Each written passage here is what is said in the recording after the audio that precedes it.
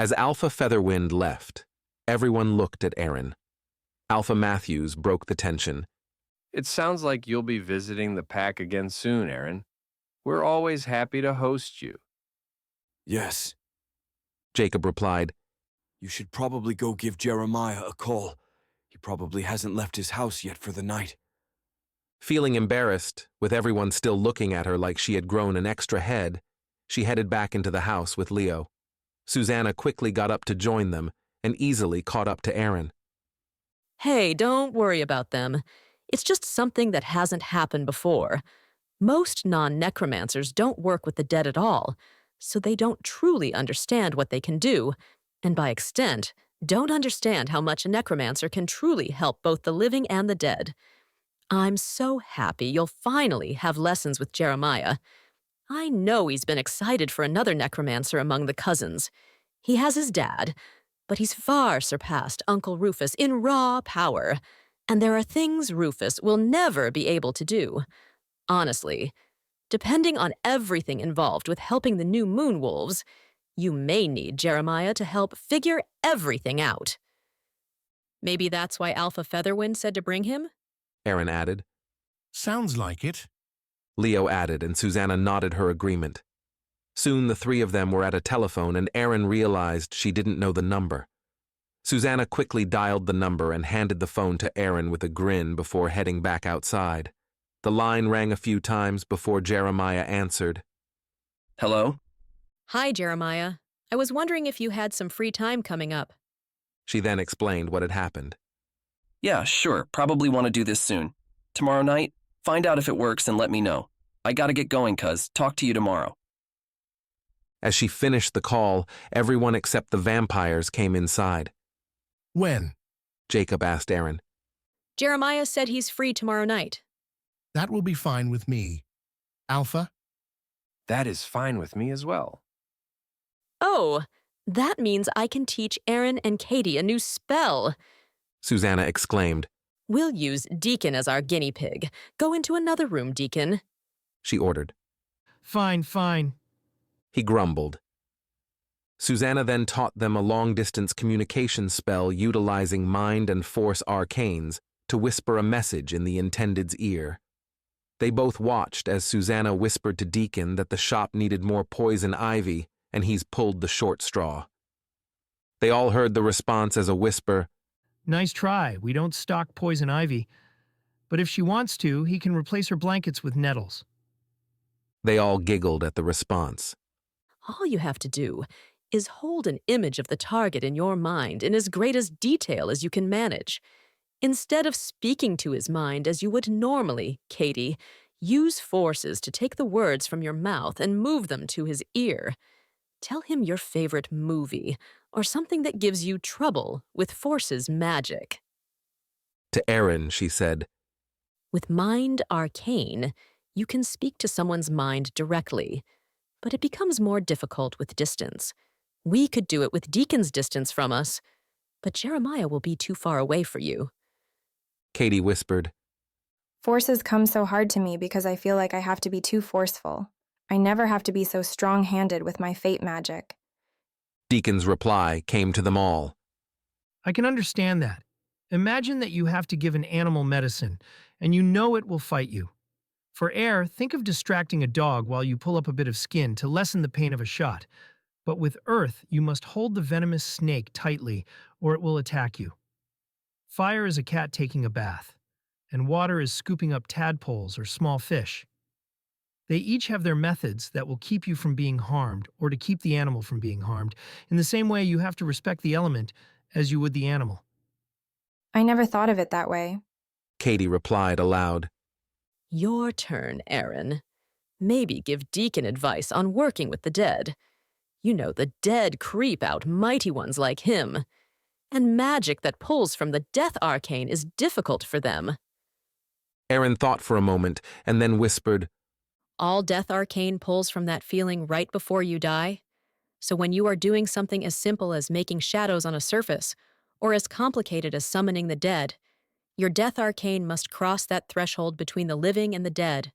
If you don't, your attempt may be lackluster or even fail. Deacon's reply again came to everyone. I haven't thought of Death Arcane like that. We'll have to practice together sometime. Jeremiah tried, but I just couldn't get it. But he didn't explain it like that. Deacon came back into the room. That was fun.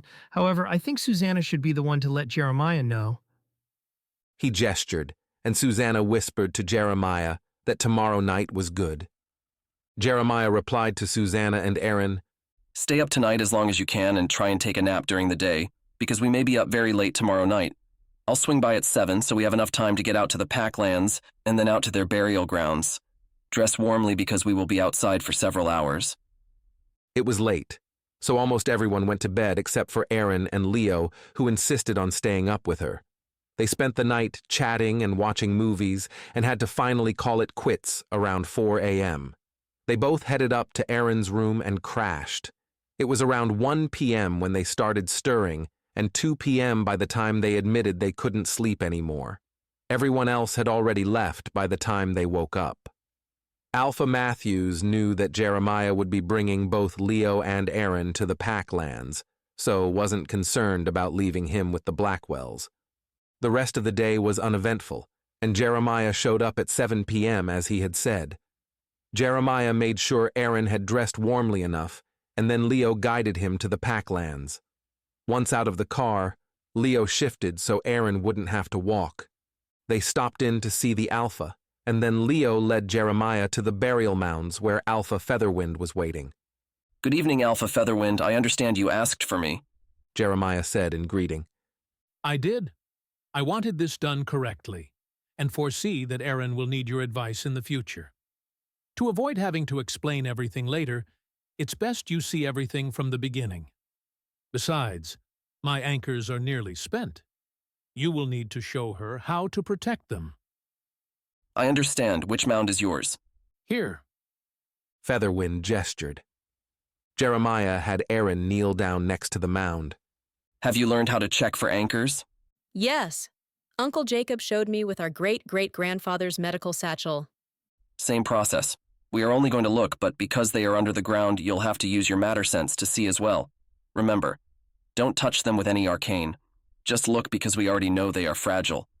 Aaron nodded, and they both placed their hands on the mound, closed their eyes, and used their death and matter senses to view the anchors. Aaron pulled back with tears already welling in her eyes. I know, Jeremiah replied. That's why we are the ones that handle these things and not another kind of mage. What is it? Leo asked. He only has the left part of his skull and most of his femurs. I can't see anything else. Aaron replied. You're so close to fading out. Aaron said to Featherwind, who nodded knowingly. He knew what condition his anchors were in. He had held out this long because he had known it was necessary for him to help fix the issues with the New Moon Wolves. This was what he needed to do in order to pass on to his next life. We can still help him. Come back and watch what I do. Aaron put her hands back on the mound and watched with her magic senses. Can you feel all that extra calcium in the soil that leached from his bones? She replied that she could. In order to protect his bones, first, we're going to pull that calcium back into his bones. That will help make them able to withstand being brought back up to the surface. She watched as the calcium returned to the bones. Aaron could feel how much stronger they were. Now we're going to gently bring them up. The earth moved as the bones surfaced. And last, we are going to use Prime Arcane to give these bones extra protection so even if you were to drop them, they would not break. Aaron watched as Jeremiah weaved Prime Arcane around the bones and could feel how they would reflect damage. This is what you need to do to any anchors of the dead you are working with. And then we would typically store them at the house so that they remain safe. I imagine that Alpha Featherwind has other ideas? I do, but it will be fine to store my anchors with others until later, he replied. Jeremiah then pulled items from his backpack and arranged them around them. Once everything was ready, he had the Alpha come and kneel across from Aaron and had them join hands with his bones on the ground beneath their hands. Alpha Featherwind, what geist do you place upon Aaron for the duration of this relationship? We are to go to all North American packs and collect all of the dead who were once new moon wolves, with the intention of making the geese with them, that you will deliver them to a living new moon wolf to teach them the things the living have forgotten to time. Alpha Featherwind, what do you offer in return for giving Aaron the geese? Jeremiah intoned. I offer my knowledge, guidance, and protection, He replied. Aaron Blackwell, do you accept this geese in return for these gifts? I do. She replied. The incense flared and the smoke billowed out to envelope their hands, and then climbed up Aaron's arm, where a new death mark detailing the contract appeared on her arm through her clothing, and then faded away.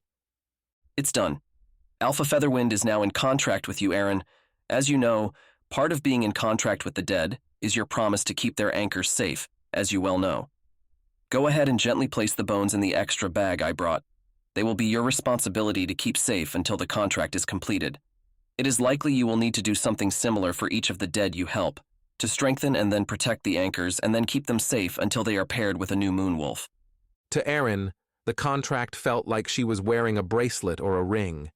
She could feel it there, but it didn't cause any additional weight feeling. However, she quickly realized that if she were to have many contracts, it might become very heavy. This was going to be a heavy gaze to meet. Hey everyone, hope you loved the video.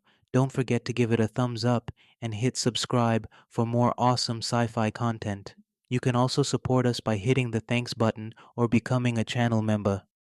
Your generosity helps us bring you more stellar stories. Every bit counts. Thanks a bunch.